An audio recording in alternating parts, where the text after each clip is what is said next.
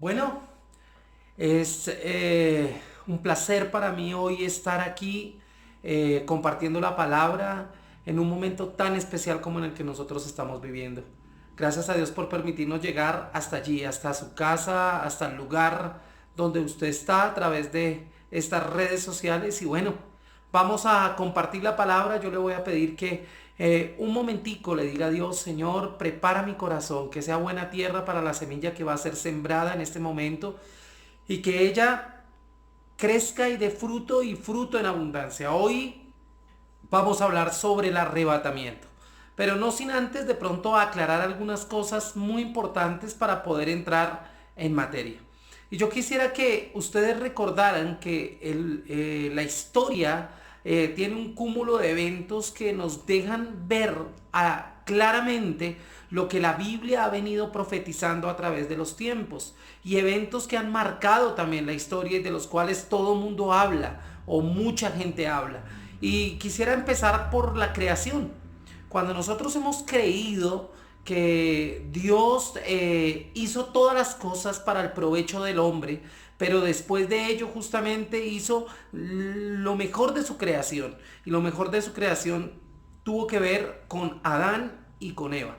Entonces, ese evento significó el comienzo. Pero después pasaron algunas cosas, la maldad del hombre se hizo cada vez más grande y vino un diluvio. Después del diluvio hubo un pacto, y justamente ese pacto tenía que ver con el pacto de no volver a destruir la tierra con agua. Y lo selló con un arco iris, que es el que todos nosotros vemos cuando hay la condensación del agua, del vapor y bueno, etcétera. Hay algunos efectos físicos allí. Pero después del diluvio vino la Torre de Babel. Y después de la Torre de Babel empezaron a haber eventos hasta la venida del Señor Jesucristo, que determina de alguna manera el evento profético más importante de todo el Antiguo Testamento. Y no solamente la llegada, la venida, el nacimiento, sino también su muerte. Y su muerte en cruz, pero también su resurrección. Cuando Él va a subir a los cielos, cuando deja a sus discípulos, le dice: va a venir sobre ustedes el Consolador, el Espíritu Santo de Dios. Y días después, 50 días después, el Espíritu Santo desciende justamente sobre los que están allí reunidos, y es otro evento profético cumplido. Y así como todos estos eventos en Apocalipsis, Dios, a través de la inspiración que le da a Juan y del sueño que le da a Juan, empiezan a registrarse una serie de eventos que van a estar justamente relacionados a continuación por este mensaje. Entonces yo quiero que ustedes atiendan un momento, que después de que Jesús se va y deja el Espíritu Santo, Él habla de que va a haber un evento que va a ser trascendental. En Mateo capítulo 24 habla de algo que se llama señales antes del fin. Y en esas señales antes del fin son cosas como terremotos, son pestes, son guerras y rumores de guerras, son un montón de situaciones que van a estar pasando y que van a generar cierto, digamos, cierto desconcierto para quienes viven sobre esta tierra, pero para nosotros los que creemos en Cristo nos van a generar muchísima más fe y nos van a indicar de alguna manera, de pronto no el día preciso, no la fecha precisa, pero sí nos van a indicar que los tiempos de Dios proféticos se están cumpliendo.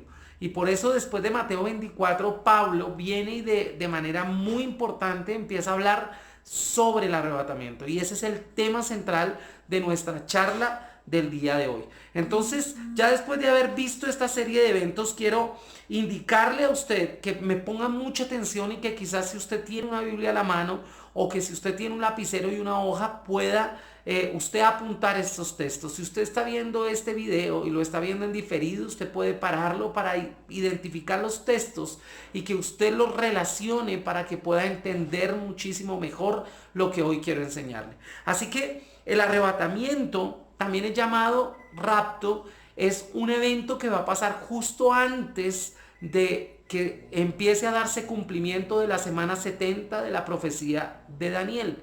¿A qué me refiero yo? A la tribulación y a la gran tribulación. Hay varias corrientes teológicas que nos hablan sobre este evento en particular. Algunas de ellas dicen que el arrebatamiento va a ser antes de la gran tribulación, otras dicen que es a la mitad de la gran tribulación y otros hablan que es después de la gran tribulación. Entonces digamos que esas corrientes se identifican en la medida en que el estudio de la palabra, exegético de la palabra, pues se ha ido dando. Por ejemplo, en mi caso yo creo que el arrebatamiento se va a dar antes de la tribulación.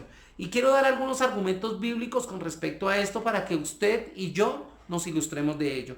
En Romanos capítulo 5, versículo 9, la palabra dice, pues mucho más, estando ya justificados en su sangre, por él seremos salvos de la ira.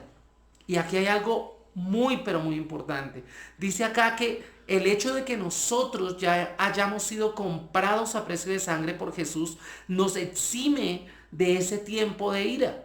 Él no quiere que nosotros vivamos esos tiempos, porque esos tiempos, aparte de ser proféticos, son indicativos de que su iglesia ya está con él en el cielo disfrutando de las bodas del Cordero.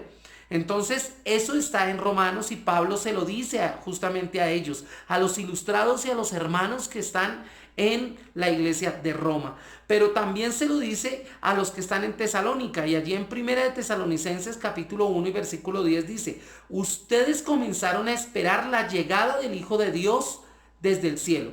Recuerden ustedes, Él prometió que iba a volver. Así que desde el momento en que Él asciende a los cielos, toda la gente que creía en Jesús empezó a esperar su segunda venida. Pero mire lo que dice acá, sigue diciendo el versículo. Él es Jesús, a quien Dios resucitó y quien nos salva del castigo que el mundo va a recibir por su pecado. Desde aquí Pablo ya anunciaba que el pecado tenía una consecuencia y en este caso un castigo. La palabra dice la paga del pecado es muerte, pero nosotros tendríamos que hablar de tres tipos de muerte. Hay una muerte eterna, hay una muerte espiritual y hay una muerte física. Y aquí está hablando de que hay una paga por el pecado y un castigo, y ese castigo tiene que ver con la ira. El mundo irá de pecado en pecado, la moral cada vez va a ir más baja, las cosas que no son del orden divino van a ir creciendo, a lo bueno se le va a llamar malo y a lo malo bueno, y eso indicará que esa venida del Señor está cerca, pero sobre todo el arrebatamiento, el que Dios lleve su iglesia para que no sufra el castigo que el mundo va a recibir por el pecado. Pero hay un tercer pasaje que también se lo dice a los de Tesalónica y está en el capítulo 5 y en el versículo 9. Primera de Tesalonicenses capítulo 5 versículo 9 dice, porque Dios no nos ha elegido para sufrir su castigo, sino que nos eligió para tener salvación por medio de nuestro Señor Jesucristo. Cuando usted y yo fuimos comprados por Él, lo que Él hizo fue apartarnos, lo que Él hizo fue separarnos de su ira, porque la ira va a venir sobre los hijos de pecado, porque ahora nosotros somos hijos de Él y somos hijos que nos está usando para llevar la palabra de Dios a donde quiera vayamos. Entonces eso es importante que nosotros lo entendemos. El castigo va a darse, pero para quienes son hijos de pecado, no para nosotros. Apocalipsis 3:10, que es el libro de la revelación, dice, tú obedeciste mi mandato de resistir pacientemente. Y aquí quiero aclarar algo. De pronto usted creería que yo le estoy diciendo que usted no va a sufrir ninguna dificultad, que no va a haber problemas alrededor suyo, que el evangelio es una situación o un concepto de rosa. Y no. Obviamente nosotros vamos a sufrir tribulación, vamos a sufrir momentos difíciles. Hoy mismo estamos sufriendo esta pandemia del coronavirus, pero la diferencia es que nosotros tenemos una esperanza venidera. Nosotros sabemos que Dios nos va a guardar aún en medio de estas situaciones y de estas dificultades. Así que lo que dice aquí la palabra es justamente resiste pacientemente. Por eso te protegeré del tiempo de sufrimiento que vendrá sobre todo el mundo para poner a prueba a los habitantes de la tierra. Se reitera Dios a través de los tiempos y a través de los autores, los escritores inspirados por Dios en la Biblia, que el castigo no será para nosotros. Ese castigo de la tribulación no será para nosotros. Isaías 57:1 dice, la gente honesta muere y a nadie le importa. Los fieles a Dios desaparecen sin que nadie entienda que ellos son llevados para evitar que sean víctimas de la maldad. Mi hermano, el tiempo de la tribulación y la gran tribulación es un tiempo que va a determinar días muy difíciles, guerras, pestes como todavía no se han logrado ver, habrán pactos con los países y ellos se romperán definitivamente, pero Dios no va a permitir que usted y yo vivamos eso. En Primera de Corintios habla de que nuestros cuerpos serán transformados, porque este cuerpo físico no aguantaría ir más allá de la atmósfera, se desintegraría. Entonces mire lo que dice en 1 Corintios 15:51. Dice, pero escuchen este secreto. Pablo a los corintios les dice, no todos moriremos, pero todos seremos transformados. Y él hacía referencia a algo muy importante. Dice que los muertos resucitarán primero y después nosotros los que estemos vivos, en caso de que estemos vivos.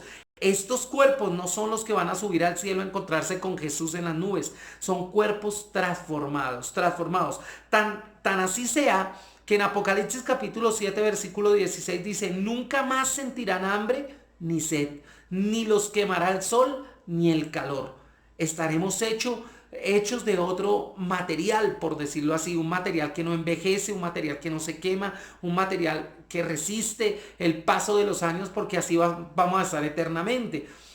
Y cerrando este ciclo de versículos que Pablo le dice a los que fueron miembros de las iglesias que él fundó, en 1 de Tesalonicenses capítulo 4, versículo 14 al 17 dice, creemos que Jesús murió y resucitó. Está hablando de nosotros. Usted y yo lo creemos. Y de igual manera, Dios hará que todos aquellos que murieron y que creían en Jesús resuciten para estar con Él. Quizás haya personas que no crean en el cielo o en el infierno, pero la palabra claramente en muchas referencias bíblicas habla de que después de la muerte hay un juicio, que después de la muerte hay una cantidad de acontecimientos que estarán por venir, entre ellos la eternidad. No habrá tiempo.